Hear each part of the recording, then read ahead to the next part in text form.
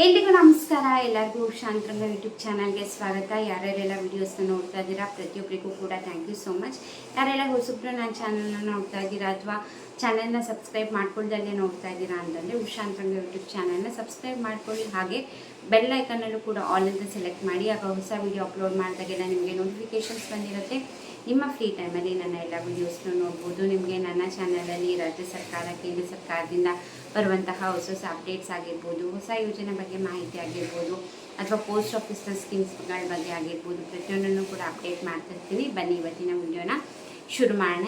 ಇವತ್ತಿನ ವಿಡಿಯೋದಲ್ಲಿ ಗೃಹಲಕ್ಷ್ಮಿ ಯೋಜನೆ ಹಾಗೆ ಗೃಹಜ್ಯೋತಿ ಯೋಜನೆನ ಮತ್ತೆ ಮರು ಪರಿಷ್ಕರಣೆ ಮಾಡ್ತಾ ಇದ್ದಾರೆ. ಇದ್ರ ಬಗ್ಗೆ ನಾನು ನಿಮಗೆ ಈ ವಿಡಿಯೋದಲ್ಲಿ ಡೀಟೇಲಾಗಿ ತಿಳಿಸ್ಕೊಡ್ತೀನಿ. ತುಂಬಾ ಇಂಪಾರ್ಟೆಂಟು. ಯಾರೆಲ್ಲ ಯೋಜನೆಗಳ ಫಲಾನುಭವಿಗಳಾಗಿದ್ದೀರಾ ಪ್ರತಿಯೊಬ್ಬರು ಕೂಡ ನೋಡಲೇಬೇಕು. ಸೊ ಸ್ಕಿಪ್ ಮಾಡಬೇಡಿ, ಪೂರ್ತಿಯಾಗಿ ನೋಡಿ. ಈಗ ಫೈನಲಿ ಈಗ 30ನೇ ಕಂತಿನ ಹಣ ರಿಲೀಸ್ ಆಗಿದೆ. ಈಗ ಆಲ್ಮೋಸ್ಟ್ ಒಂದು 50-60% ಮಹಿಳೆಯರಿಗೆ ಎಲ್ರಿಗೂ ಕೂಡ ಬಂದಿದೆ ಅಂದ್ಕೊಂಡಿದ್ದೀನಿ. 30ನೇ ಕಂತಿನ ಹಣ ಶನಿವಾರ ಸಂಜೆಯಿಂದ ಜಮೆ ಮಾಡ್ತಾ ಇದ್ದಾರೆ. ಐ ಹೋಪ್ ವಿಡಿಯೋ ನೋಡ್ತಿರೋರು ನಿಮ್ಗಳಿಗೂ ಕೂಡ ಹಣ ಜಮೆ ಆಗಿದೆ ಅಂದ್ಕೊಂಡಿದ್ದೀನಿ. ಜಮೆ ಆಗಿದೆ ಪ್ಲೀಸ್ ಕಮೆಂಟ್ ಮಾಡಿ.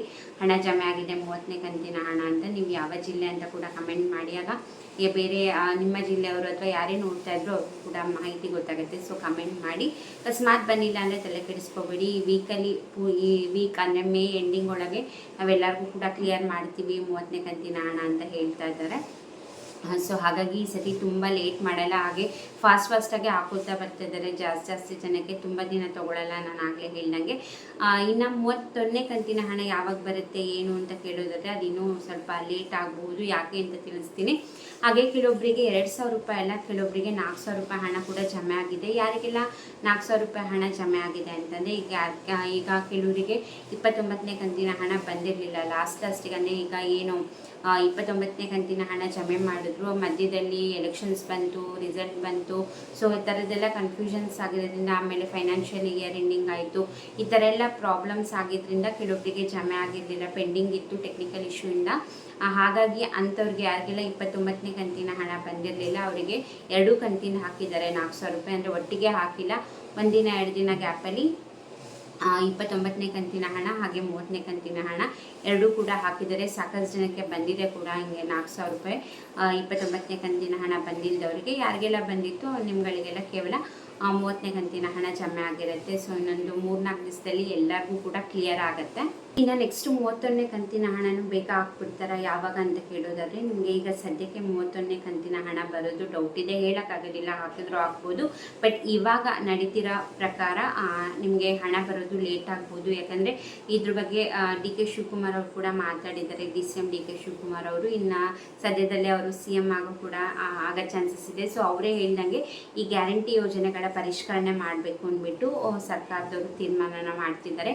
ಯಾಕೆ ಈ ಥರ ಅಂತಂದರೆ ನಿಮ್ಗೂ ಕೂಡ ಗೊತ್ತಿದೆ, ಎಲ್ಲ ಮಿಸ್ಯೂಸ್ ಆಗ್ತಾ ಇದೆ.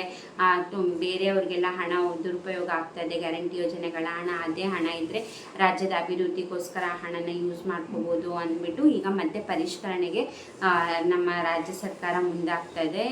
ಸೊ ಏನಪ್ಪ ಅಂತಂದರೆ ಜಾಸ್ತಿ ಈಗ ಗೃಹಜ್ಯೋತಿ ಹಾಗೆ ಗೃಹಲಕ್ಷ್ಮಿ ಯೋಜನೆ ಫಲಾನುಭವಿಗಳಿಗೆ ಜಾಸ್ತಿ ಗಮನ ಕೊಡ್ತಾ ಇದ್ದಾರೆ. ಅನರ್ಹರಾಗಿರ್ಬೋದು ಅಥವಾ ಈಗೇನು ಈ ಗೃಹಲಕ್ಷ್ಮಿ ಯೋಜನೆಗೆ ಅಂತ ಬಂದರೆ ಟ್ಯಾಕ್ಸ್ ಪೇಯರ್ಸ್ ಆಗಿರ್ಬೋದು ಅಥವಾ ಸೊ ಮೃತಪಟ್ಟಿರ್ತಾರೆ ಅವರ ಅಕೌಂಟಿಗೂ ಕೂಡ ಹೋಗೋದಾಗಿರ್ಬೋದು. ಸೊ ಈ ಥರ ಎಲ್ಲ ದುರುಪಯೋಗ ಆಗ್ತಿರೋದ್ರಿಂದ ಮರು ಪರಿಷ್ಕರಣೆಗೆ ಸರ್ಕಾರದವ್ರು ಮುಂದಾಗ್ತಿದ್ದಾರೆ. ಈಗ ಪರಿಷ್ಕರಣೆ ಮಾಡಿದ್ರೆ ಗೊತ್ತಾಗುತ್ತೆ ಅದೆಲ್ಲ ಯಾರೆಲ್ಲ ಅರ್ಹರಿದ್ದಾರೆ, ಅನರ್ಹರಿದ್ದಾರೆ ಅಥವಾ ತೀರ್ಕೊಂಡವ್ರು ಇದ್ದಾರೆ, ಎಷ್ಟು ಜನ ಇದ್ದಾರೆ ಅವ್ರಿಗೂ ಕೂಡ ಲೆಕ್ಕ ಸಿಗುತ್ತೆ. ಸೊ ಹಾಗಾಗಿ ಅಂದರೆ ಇವಾಗ ಅಫಿಷಿಯಲಾಗಿ ಅನೌನ್ಸ್ ಮಾಡಿಲ್ಲ, ಚಿಂತನೆ ನಡೆಸ್ತಿದ್ದಾರೆ ಅಂದ್ಬಿಟ್ಟು ಮಾಹಿತಿನ ಬರ್ತಿರೋವಂಥದ್ದು. ಅತಿ ಶೀಘ್ರದಲ್ಲೇ ಯಾವ ರೀತಿ ಮತ್ತೆ ಅಪ್ಲಿಕೇಶನ್ ಹಾಕಬೇಕಾ ಅಥವಾ ಬಯೋಮೆಟ್ರಿಕ್ ಮೂಲಕ KYC ಮಾಡಿಸ್ಬೇಕಾ ಏನು ಅನ್ನೋದ್ರ ಬಗ್ಗೆ ಅಫಿಷಿಯಲಾಗಿ ಅನೌನ್ಸ್ ಮಾಡಿದಾಗಲೇ ಗೊತ್ತಾಗೋದು. ಯಾಕಂದರೆ ಈಗ ಸ್ವಲ್ಪ ದಿನದ ಮುಂಚೆ ಜೀವಿತ ಪ್ರಮಾಣ ಪತ್ರ ಕಡ್ಡಾಯಗೊಳಿಸಬೇಕು ಅಂದ್ಬಿಟ್ಟು ಕೂಡ ಸರ್ಕಾರದವ್ರು ಮಾತಾಡ್ತಿದ್ರು. ಬಟ್ ಅದು ಮಾತು ಅಲ್ಲೇ ಮುಗಿತು, ಅಫಿಷಿಯಲ್ ಆಗಿ ಯಾವುದೇ ರೀತಿ ಅನೌನ್ಸ್ ಆಗಿಲ್ಲ. ಬಟ್ ಇವಾಗ ಸೀರಿಯಸ್ ಆಗಿ ಇದ್ರ ಬಗ್ಗೆ ಚಿಂತನೆ ನಡೆಸ್ತಿದ್ದಾರೆ. ಯಾಕಂದರೆ 100 ಕೋಟಿ ಹಣ ದುರುಪಯೋಗ ಆಗ್ತಿದೆ ಅಂದರೆ ಯಾರೂ ಸುಮ್ಮನೆ ಇರಲ್ಲ. ಅದೇ ಇದ್ದರೆ ಗ್ಯಾರಂಟಿ ಯೋಜನೆಗಳಿಗಾಗಿರ್ಬೋದು ಅಥವಾ ರಾಜ್ಯದ ಅಭಿವೃದ್ಧಿಗಾಗಿರ್ಬೋದು ಯೂಸ್ ಮಾಡ್ಕೋಬೋದು. ಹಾಗಾಗಿ ಮತ್ತೆ ಮರು ಪರಿಷ್ಕರಣೆ ಹೇಗೆ ಮಾಡ್ತಾರೆ, ಮತ್ತೆ ಹೋಗಿ ಅಪ್ಲಿಕೇಶನ್ ಹಾಕಬೇಕಾ ಅಥವಾ ಬಯೋಮೆಟ್ರಿಕ್ ಅಪ್ಡೇಟ್ ಮಾಡೋಕ್ಕೆ ಹೇಳ್ತಾರಾ, ಸೊ ಅದ್ರ ಬಗ್ಗೆ ಅಫಿಷಿಯಲ್ ಅಫಿಷಿಯಲಾಗಿ ಅನೌನ್ಸ್ ಮಾಡಿದ್ರೇ ಗೊತ್ತಾಗೋದು. ಸೊ ಹಾಗಾಗಿ ಈ ಪ್ರೋಸೆಸ್ ಎಲ್ಲ ನಡೆಯೋದ್ರಿಂದ ಮತ್ತು ಅಂಥ ಟೈಮಲ್ಲಿ ಗೃಹಲಕ್ಷ್ಮಿ ಯೋಜನೆದು ಹಣ ಹಾಕೋದು ಡೌಟು, ಹೇಳೋಕ್ಕಾಗೋದಿಲ್ಲ. ಹಾಕಿದ್ರು ಹಾಕ್ಬೋದು, ಯಾಕಂದರೆ ಸಡನ್ನಾಗಿ ಈಗ 30ನೇ ಕಂತಿನ ಹಣನೂ ಅಷ್ಟೇ ಈಗಲೇ ಬರ್ತಿರ್ಲಿಲ್ಲ. ಮತ್ತು ಮಹಿಳೆಯರು ಹೈಕೋರ್ಟ್ ಮೆಟ್ಲು ಏರಿದ್ರಿಂದ ಸಡನ್ನಾಗಿ ಹಣ ರಿಲೀಸ್ ಮಾಡಿದ್ರು. ಹೇಳೋಕ್ಕಾಗಲ್ಲ ಸರ್ಕಾರದವ್ರು ಹೇಗೆ ಏನು ಅಂದ್ಬಿಟ್ಟು. ಬಟ್ ಈಗ ನಡೀತಿರೋ ಪ್ರಕಾರ ಅಂದರೆ ಪರಿಷ್ಕರಣೆ ಎಲ್ಲ ಶುರುವಾದರೆ ಗೊತ್ತಾಗಬೇಕಲ್ಲ ಅವರಿಗೆ ಅರ್ಹರು ಅನರ್ಹರು ಅಂದ್ಬಿಟ್ಟು. ಸೊ ಒಂದ್ಸತಿ ಆ ಪ್ರೋಸೆಸ್ ಶುರುವಾಯಿತು ಅಂತಂದರೆ ಆವಾಗ ಮಧ್ಯದಲ್ಲಿ ಹಣ ರಿಲೀಸ್ ಮಾಡೋಕ್ಕಾಗಲ್ಲ. ಸೊ ಹಾಗಾಗಿ ಇನ್ನೂ ಅಫಿಷಿಯಲಾಗಿ ಅನೌನ್ಸ್ ಮಾಡಿಲ್ಲ ಸರ್ಕಾರದಿಂದ.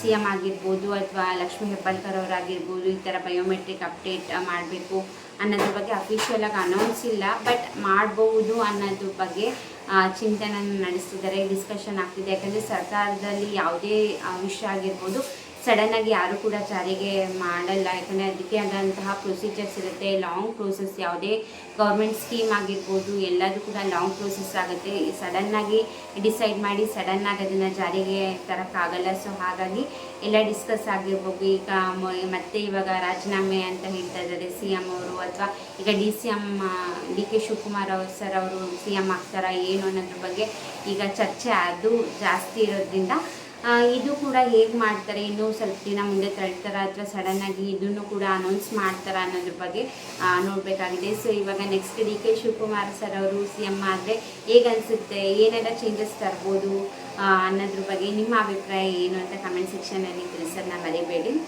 ಸೊ ಇದಾಗಿತ್ತು ಇವತ್ತಿನ ವಿಡಿಯೋ. ಕಮೆಂಟ್ ಮಾಡೋದನ್ನ ಮರಿಬೇಡಿ. 30ನೇ ಕಂತಿನ ಹಣ ನಿಮಗೆ ಜಮೆ ಆಗಿದ್ದು ಕಮೆಂಟ್ ಮಾಡಿ, ಜಮೆ ಆಗಿಲ್ಲ ಅಂತ ಕೂಡ ಕಮೆಂಟ್ ಮಾಡಿ, ಯಾವ ಜಿಲ್ಲೆ ಅಂತ ಕೂಡ ಮೆನ್ಷನ್ ಮಾಡಿ, ಆಗ ಬೇರೆಯವ್ರಿಗೂ ಕೂಡ ಕ್ಲಾರಿಟಿ ಸಿಗುತ್ತೆ. ಇದಾಗಿತ್ತು ಇವತ್ತಿನ ವಿಡಿಯೋ. ಇದೇ ರೀತಿ ಅಪ್ಡೇಟ್ಗೋಸ್ಕರ ಸಬ್ಸ್ಕ್ರೈಬ್ ಮಾಡ್ಕೊಳ್ಳಿ. ವಿಡಿಯೋ ಇಷ್ಟ ಆದರೆ ಲೈಕ್ ಮಾಡಿ, ಹಾಗೆ ನಿಮ್ಮ ಫ್ರೆಂಡ್ಸ್ ಆ್ಯಂಡ್ ಫ್ಯಾಮಿಲಿಗೂ ಕೂಡ ಶೇರ್ ಮಾಡಿ.